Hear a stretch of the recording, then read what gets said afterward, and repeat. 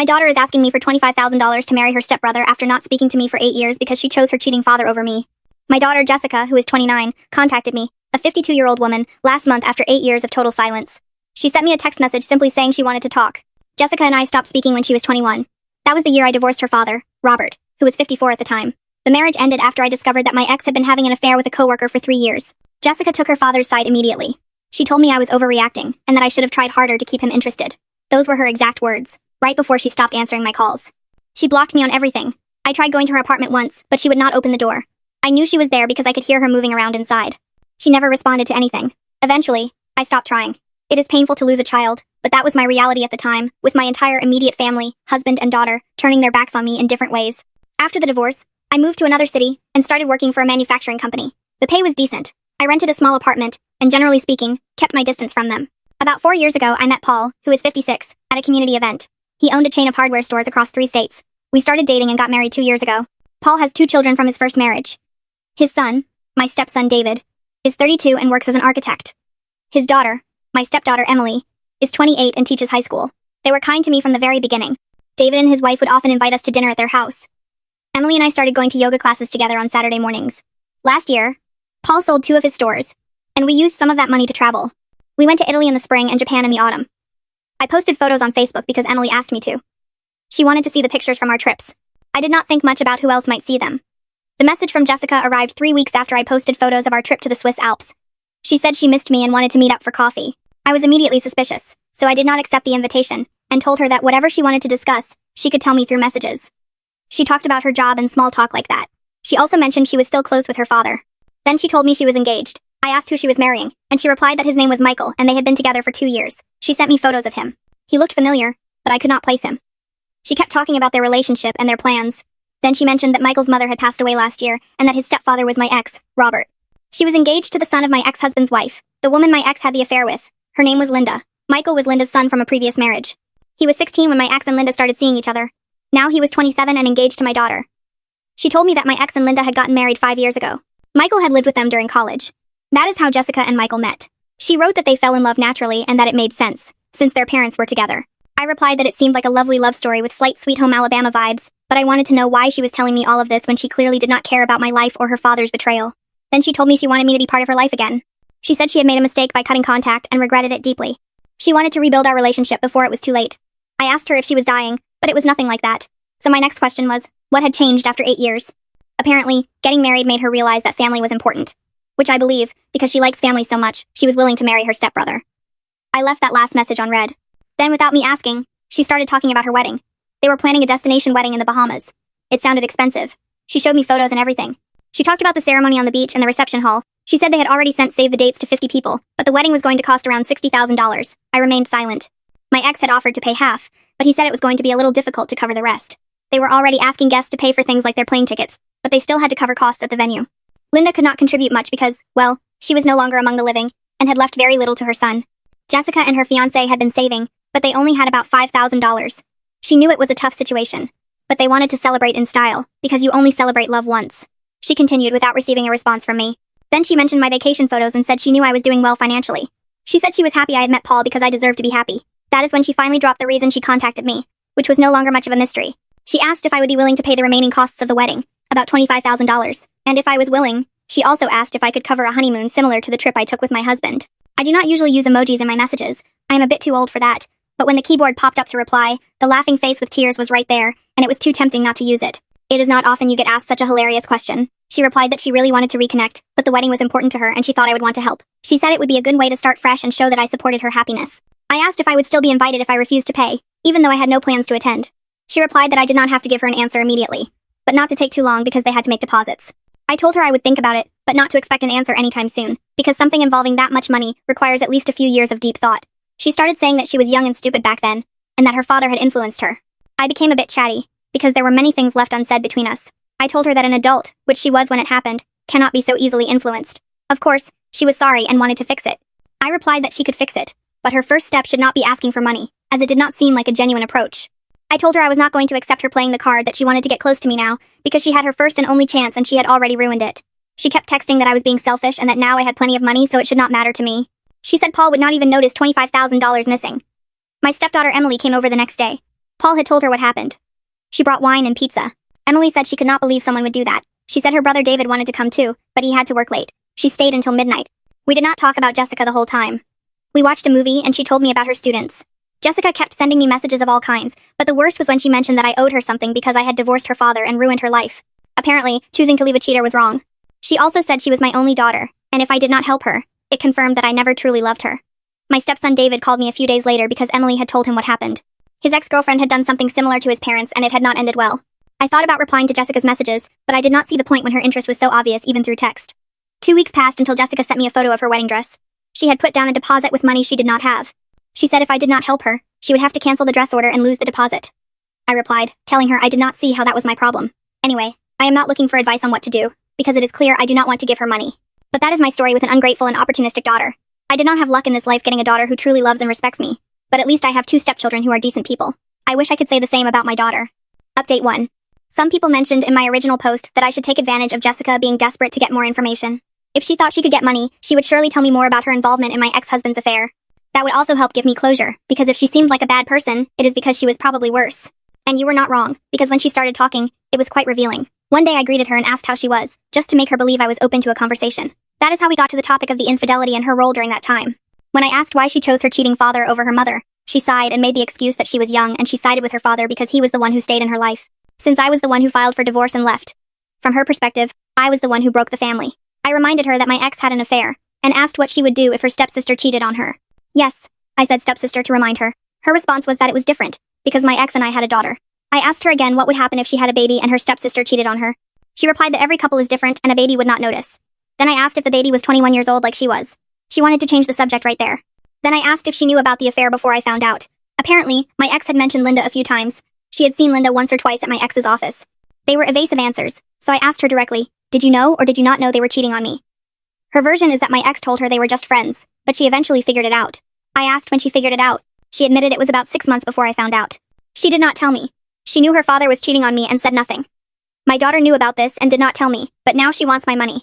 I asked her why, and she had the nerve to say it was not her place to interfere in her parents' marriage. I was very angry, but I wanted to know more. I asked why she cut me off after the divorce. Since my ex was miserable after I left, because he did not want to end the marriage, she thought he needed her more. I mentioned that I was much worse off, because besides losing a marriage, I was left completely alone, because even my daughter turned her back on me. Then she said something that made me want to strangle her through the internet. Some people get cheated on and stay in the marriage to work on it, but you took the easy way out. I asked her about the 8 years of silence, why she never reached out and had blocked me everywhere. She said it was because she needed space, and that I was making her choose between her parents, which I did not want to do because I was dealing with a lot of stress. I told her I never asked her to choose, but for her, I made it difficult by being bitter about the divorce. Since I did not reply for a while to let my blood pressure go down, she kept digging her own grave. She wrote that we both made mistakes. I asked what mistakes I made, and she mentioned that I was too rigid about the infidelity and that if I had tried harder to save the marriage, none of this would have happened. I replied that I understood, so she should understand that if she had tried harder to save her relationship with her mother, she would not be having financial problems paying for her incestuous wedding now. I know they are not blood siblings, but I wanted to mock her wedding somehow. She started crying, saying it should not be like this, that I should be less bitter.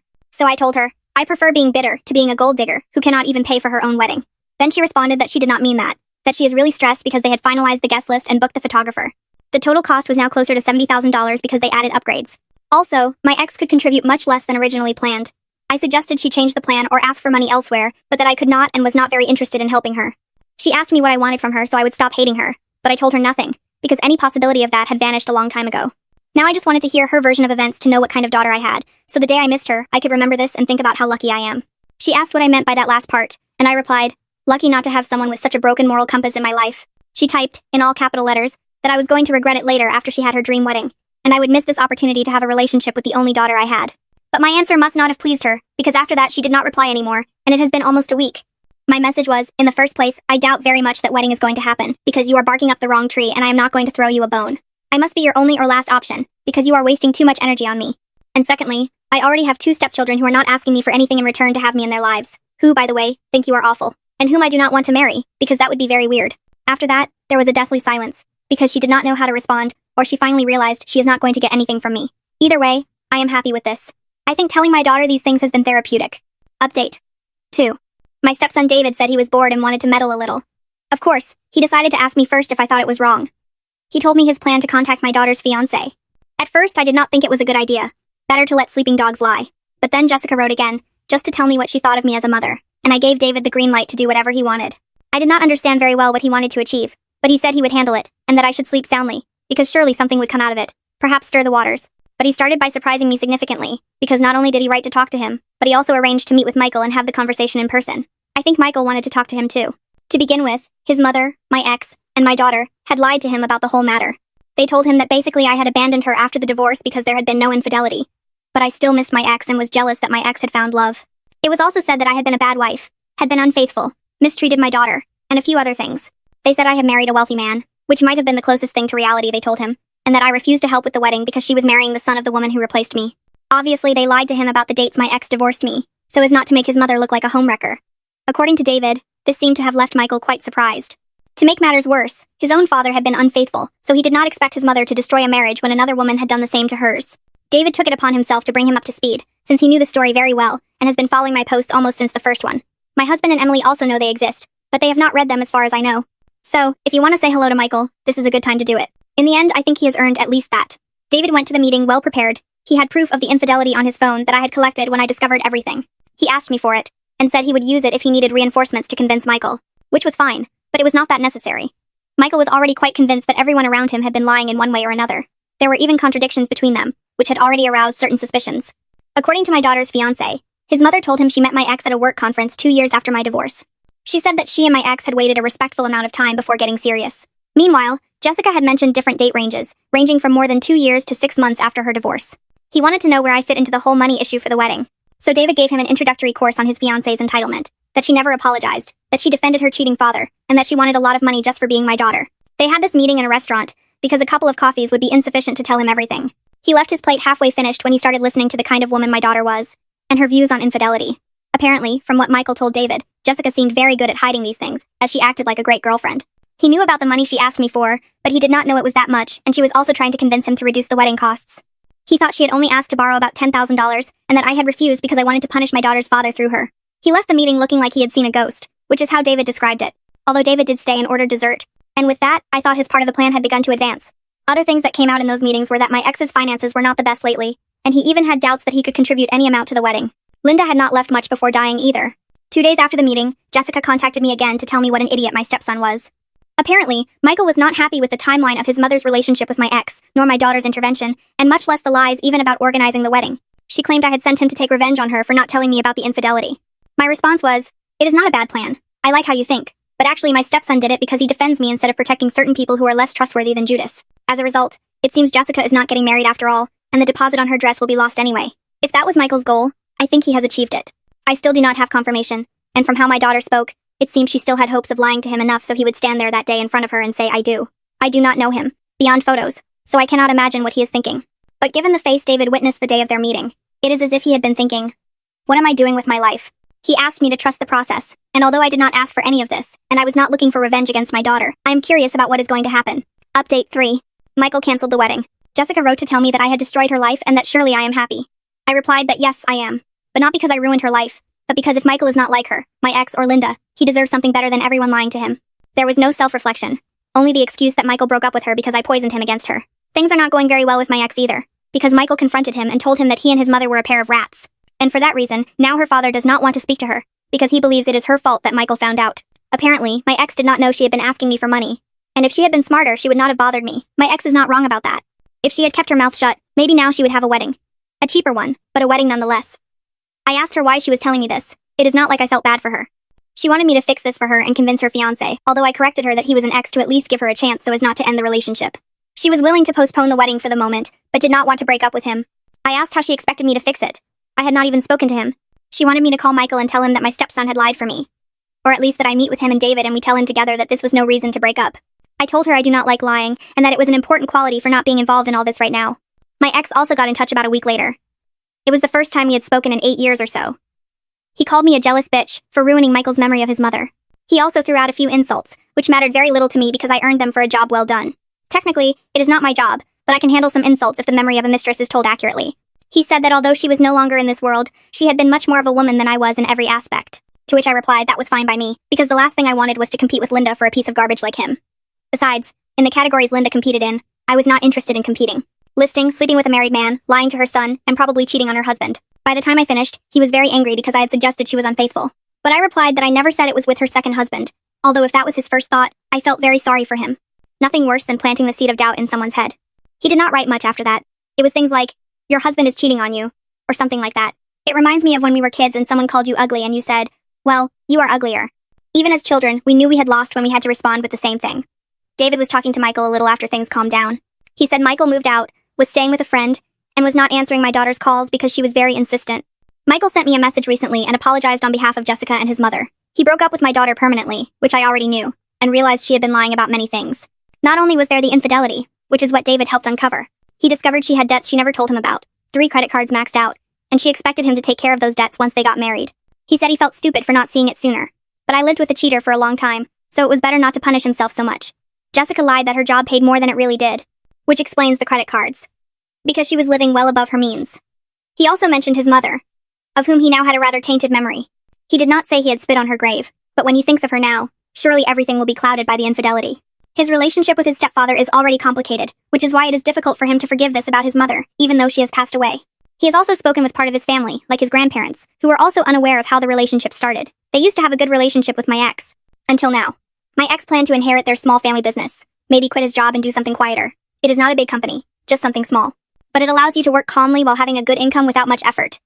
Now it seems that we'll skip a generation and go to Michael, when his grandparents are ready to leave it. The rest of Linda's family is not happy at all either, but I do not know much more detail about them. Update 4. David and Michael seem to be best friends, because in the last few months they have been talking often. I was not aware until recently. At a family gathering. Which allowed me to discover many things. All related to my daughter, things Michael has been hearing and has told David. Jessica still does not speak to her father, and he is the one who does not want to speak to her. You already know that my ex expected to receive the family business from Linda's parents, so he still does not forgive her. She also remains up to her neck in debt, and a debt collection agency has repossessed her car. She had started dating someone, but it does not seem very serious. Rather, it seems like an excuse to make Michael jealous, so he will come back to her. All because she has appeared in places where she knows Michael would be, bringing this man with her. And many of her posts are of her talking about how she dodged a bullet, which allowed her to find the ideal man. But Michael does not care, because he is getting to know someone, and not to make Jessica jealous. The latest thing that happened with my daughter is that she left the bathroom faucet running and called a friend. She flooded the entire apartment and there are thousands of dollars in water damage. She wants her landlord to cover the costs, but it was her fault. She was evicted and the landlord is suing her for damages. He kept her security deposit, but there are still bills to pay that it is 99% certain the landlord will win.